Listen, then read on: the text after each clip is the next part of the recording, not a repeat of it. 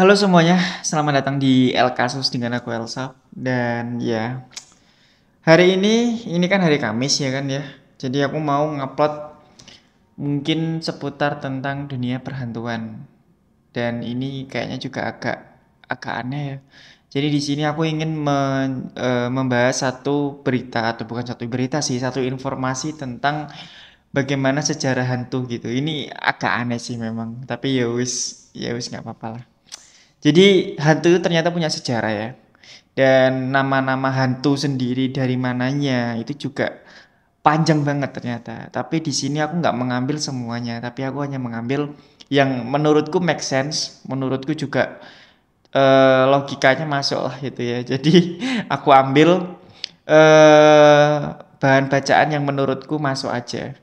Dan di sini aku juga sudah memberikan 10 daftar nama hantu dan macam-macamnya gitu. Ya agak aneh sih memang, tapi ya wis lah. Mungkin kita nggak usah berlama-lama lagi ya. Berikut ini adalah ceritanya.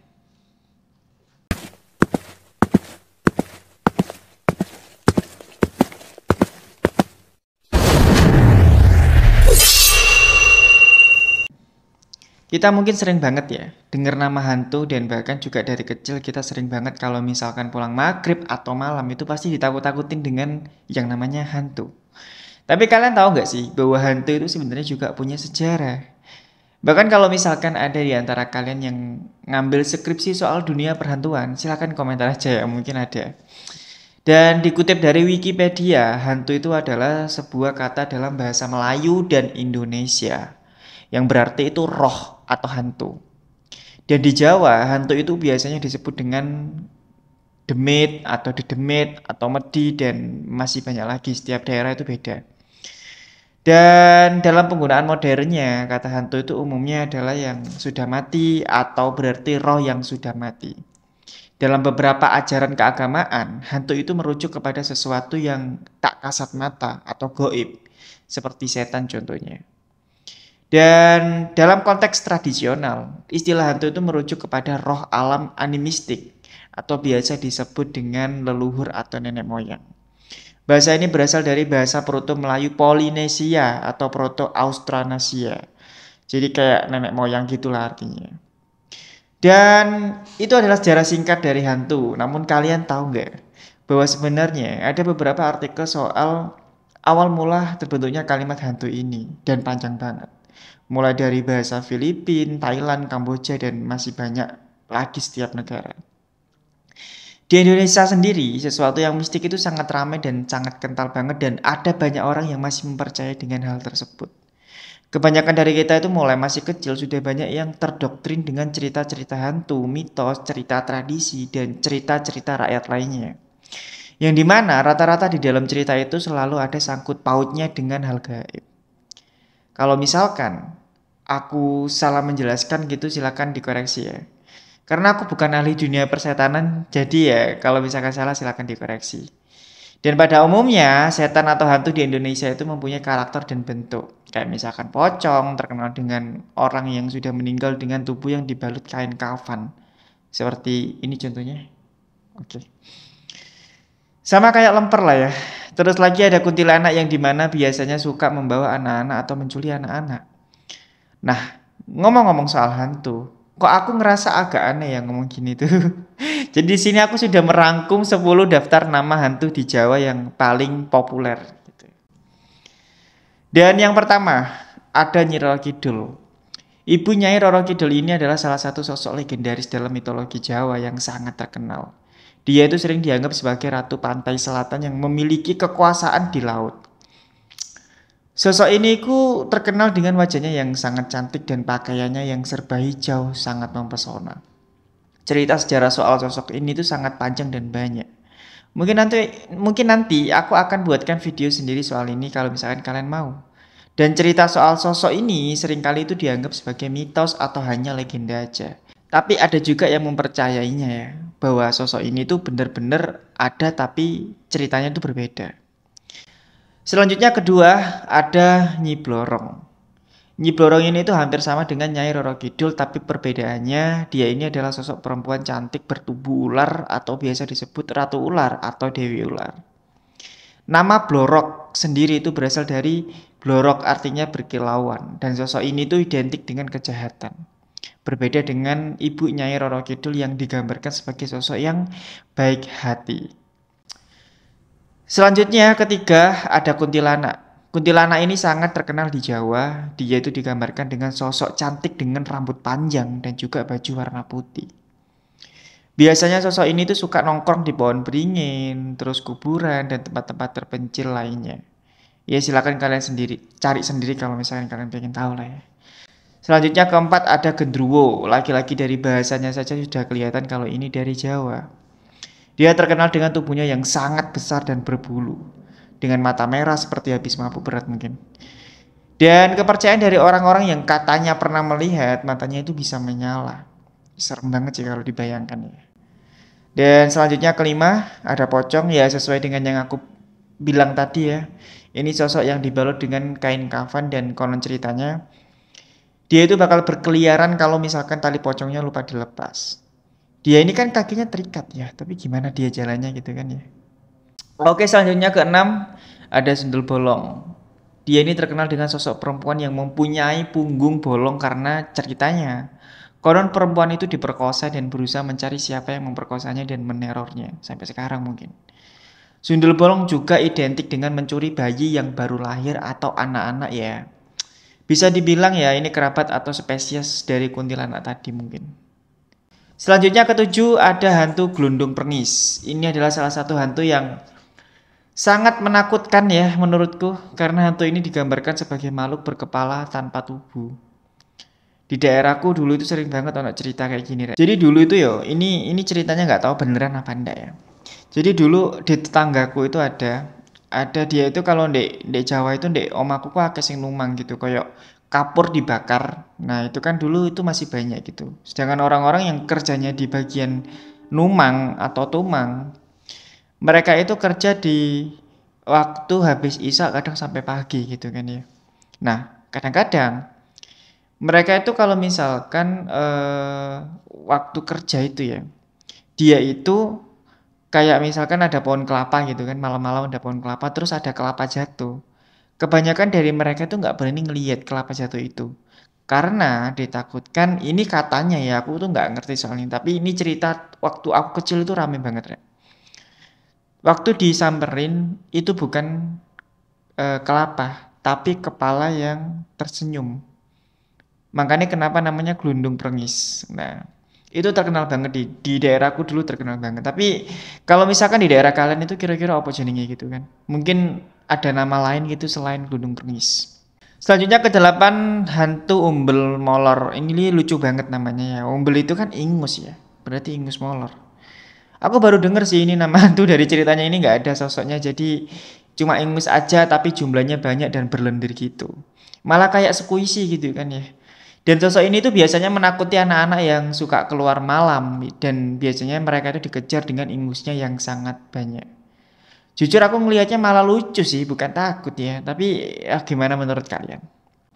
Dan yang kesembilan ada hantu lampor. Ini hantu perempuan cantik yang mengeluarkan sinar terang. Dan hantu ini tuh memiliki kekuatan magis yang sangat hebat katanya ya menurut orang-orang yang percaya. Terus ke 10 yaitu ada tuyul ya. Kayaknya sih kalau ini nggak perlu aku menceritakan detailnya, pasti semua orang tahu kalau tuyul ini suka mencuri uang. Tapi aku herannya sampai sekarang yang jadi pertanyaan ya, kalau memang tuyul itu ada, kenapa mereka nggak ngambil di ATM aja gitu kan? Karena di ATM itu banyak banget uangnya gitu kan. Kalau mereka bisa mengambil sesukanya atau mungkin di bank. Nah itu, tapi ya katanya dukun-dukun itu sih ya, mereka itu setiap bank itu punya penjagaan apalah itu aku nggak terlalu paham ya, karena jujur aku nggak terlalu gimana-gimana soal hal-hal seperti ini. Dan ya itu 10 daftar nama hantu yang sebenarnya aneh banget ya. Ada konten kreator yang effort banget ngumpulin 10 daftar nama hantu. Tapi ya balik lagi ya, menurutku itu semuanya itu ya tergantung balik lagi kalian. Kalian tuh percaya apa enggak gitu. Kalau dari aku sendiri, Di sini tuh aku nggak mau terlalu percaya dengan hal seperti ini karena selama aku hidup alhamdulillah aku nggak pernah diliatin. Dulu itu pernah sih. Waktu aku jalan-jalan pagi gitu kalau misalkan waktu aku kecil Rek, ya. Jadi subuh-subuh itu kan kita suka dijemput sama teman-teman kadang-kadang manggil-manggil di depan rumah terus kita jalan-jalan gitu kan ya. Nah, di sana itu ada rumah yang memang besar terus gak ditempatin. Entah itu rumahnya itu sampai sekarang kayaknya belum ditempatin sih.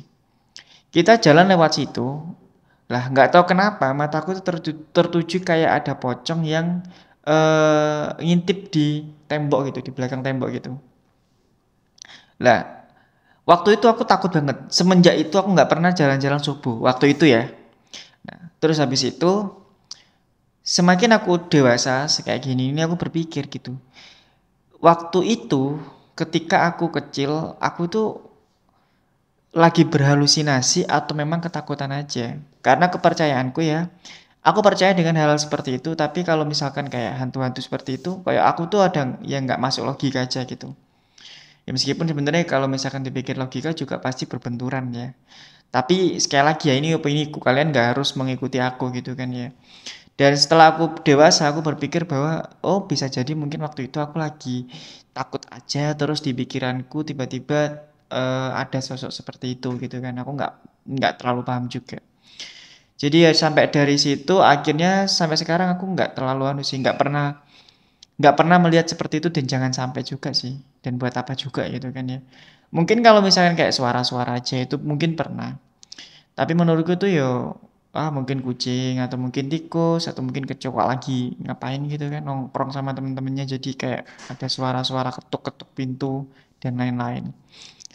Tapi aku punya pengalaman yang dimana ada satu cerita ya. Ini sampai sekarang aku masih jadi pertanyaan juga sih. Mungkin kalian juga pernah mengalami ini. Silakan kalian komentar. Dulu waktu aku kelas 6 SD ya. Aku tinggal sama buyut. Buyut itu mbah gitu kan. Nenek sama kakek. Jadi di rumahku dulu itu kan kalau orang-orang dulu rumahnya itu kebanyakan rumah kuno dan kebetulan rumahku juga rumah kuno yang dulu itu. Terus setelah itu ya jam 12 jam 11 malam sedangkan ibuku mbak ayahku itu sih kerja gitu. Mereka itu masih masih kerja dan belum pulang. Kan otomatis pintu rumah itu kan ditutup kalau malam ya, apalagi daerah pedesaan gitu kan. Nah, setelah itu udah nih ya kita tidur gitu. Nah, buyutku itu aku juga dengar sendiri sih. Jadi di depan pintu gambarannya tuh gini. Misalkan ya, perumahan komplek gitu kan karena bisa ngebayangin kan. Jadi banyak rumah. Tapi jalannya itu bukan bukan di paving, bukan di apa ya jalan biasa gitu. Jalan kayak ya wes kerikil batu kerikil biasa gitu.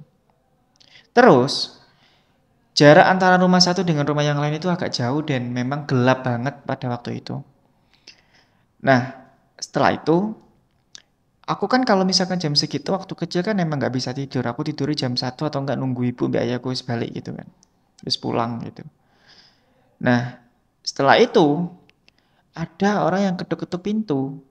Awalnya itu pelan, tok tok tok tok gitu.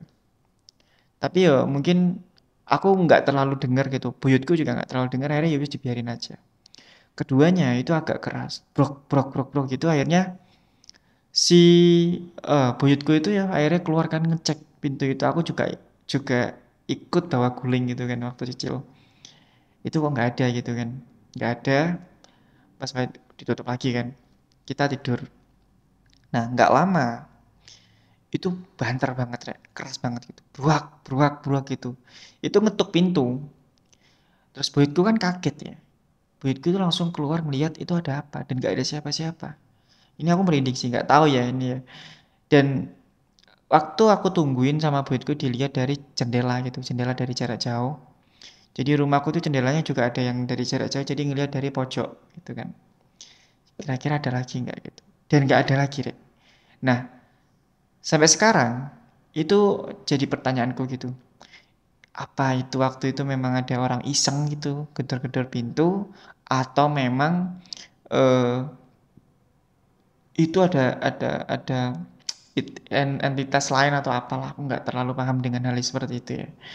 Tapi ya mungkin di antara kalian di sini ada yang pernah eh, merasakan hal itu, mungkin kalian silahkan cerita gitu. Dan ini juga sebenarnya juga nggak terjadi 1 kali, 2 kali, ini beberapa kali. Dan aku masih belum menemukan jawabannya sampai sekarang. Aku berpikir logikanya ya mungkin itu ada anak yang iseng atau orang yang iseng. Tapi masalahnya kan jarak antara aku, buyutku membuka pintu sama dari gedor-gedor itu jaraknya itu nggak terlalu lama gitu, cuman berapa detik aja gitu. Bukan menit ya, detik. Jadi kemungkinan kalau misalkan ada orang yang gedor-gedor pintu, otomatis mungkin aku bisa ngelihat dia lari atau apa. Kayak gitu sih. Lah, ya sebaik lagi ya itu sampai sekarang aku masih jadi pertanyaan itu apa nggak tahu. Ya mungkin itu aja ya, malah jadi aku cerita hantu ini ya. Sekali lagi, kalau misalkan di antara kalian punya nama hantu yang berbeda di setiap negara, setiap desa, setiap kota, setiap daerah, silakan kalian komentar gitu. Dan maaf kalau misalkan ada yang penyebutanku salah menyebutkan nama hantu. Nah, ya segini aja ya. Oke, terima kasih buat kalian yang sudah nonton El Kasus dan ini hari Kamis, besok hari Jumat. Ya, besoknya lagi hari Sabtu. Hari Minggu aku libur. Oke, mungkin itu aja ya. Nggak jelas banget aku ya. Terima kasih buat kalian yang sudah nonton El Kasus. Jangan lupa subscribe kalau misalkan kalian belum subscribe. Terima kasih. Sampai jumpa lagi di El Kasus.